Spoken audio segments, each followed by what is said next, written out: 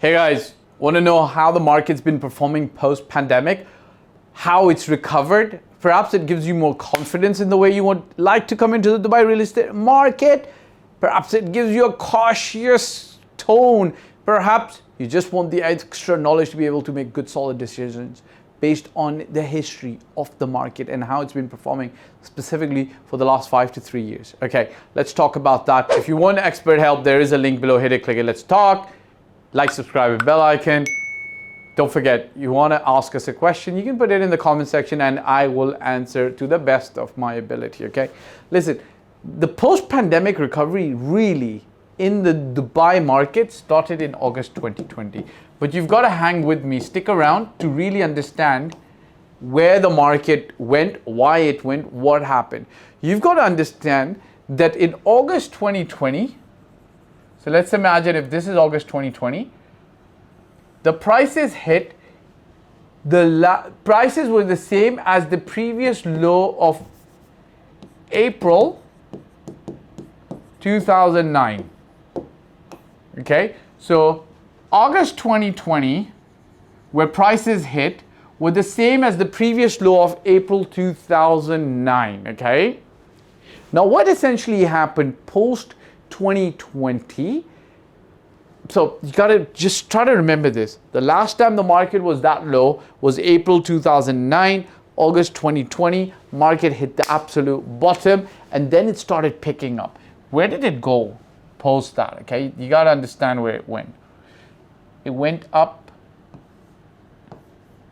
sorry, let's do this, for 2021, so let's say 2021, it went up by 45%, approximate, yeah, give or take a few. 2022, another about 25%, okay, market's still up. And let's say 2023, the jury's still out, but the market's still going up, okay? We don't know exactly where it's going to, at the end of the day, where it's going to land, all right? But the market's still buoyant and it's going up. What you've got to understand is, was it the pandemic that really forced prices to go up? You've got to come back to me to 2015, 14, 15, where the market had started correcting on its own due to the supply and some international factors. So it was already going downwards, right? We would have, I think, in my opinion, hit 2019 as a bottom, okay?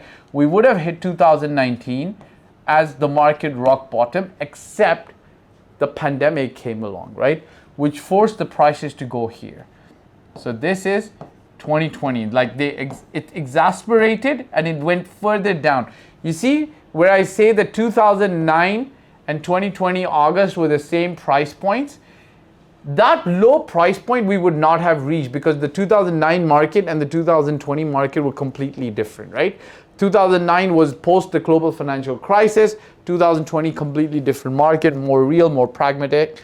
But the 2020 pandemic really forced the market to go down, which meant that bounce of the 45% was bound to take place, which is why we had that extreme bounce taking place, right? Why did that bounce happen? Number one, it was meant to happen because we would have already hit the bottom, but we went further down. So let's say if your bottom is 20, but something exceptional or exasperating, what do we call it? Exasperating circumstance happens, pushes things even further down, then the bounce is even further higher, right? So the pandemic did that.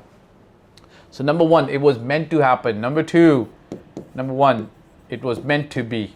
Number two, there was $2 trillion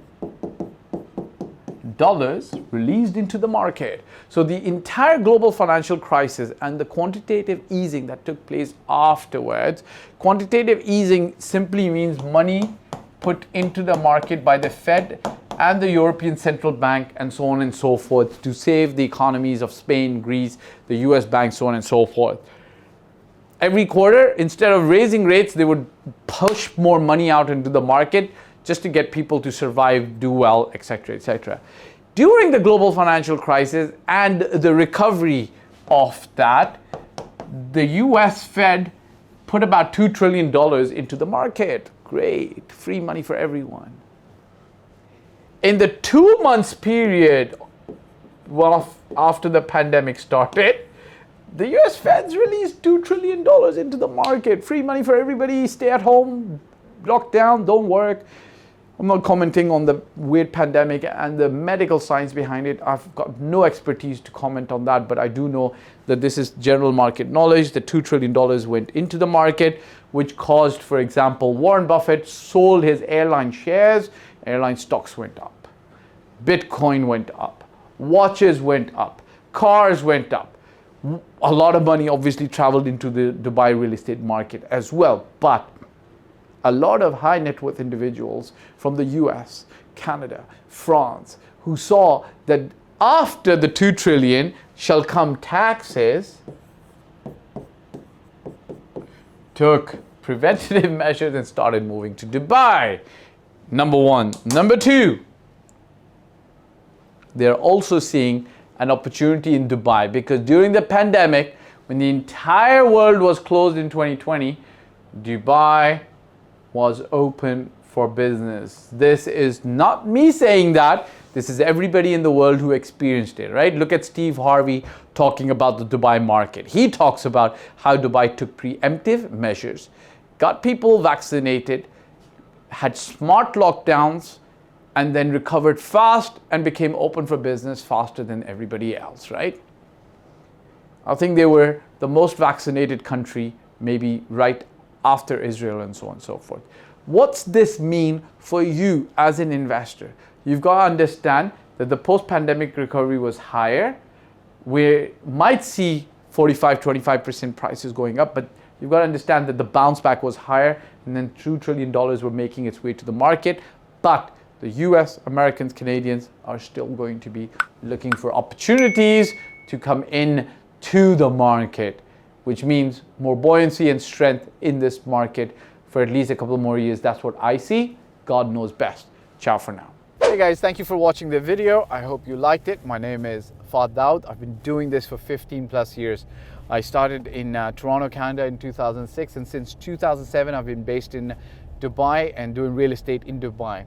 Look, if you're looking to work with me, there's a form below and my mobile number. I do paid consulting. You can also get help from my team for services. If you like the video, press the like button, press the subscribe and the bell icon, and share it with your friends who you feel would be able to benefit from the content of this video. Last but not the least, I'll repeat, me and my team's role is always going to be to help and select the best property for you. Your role will be to invest in that property, and we will in turn invest in your life and your future. Bye for now.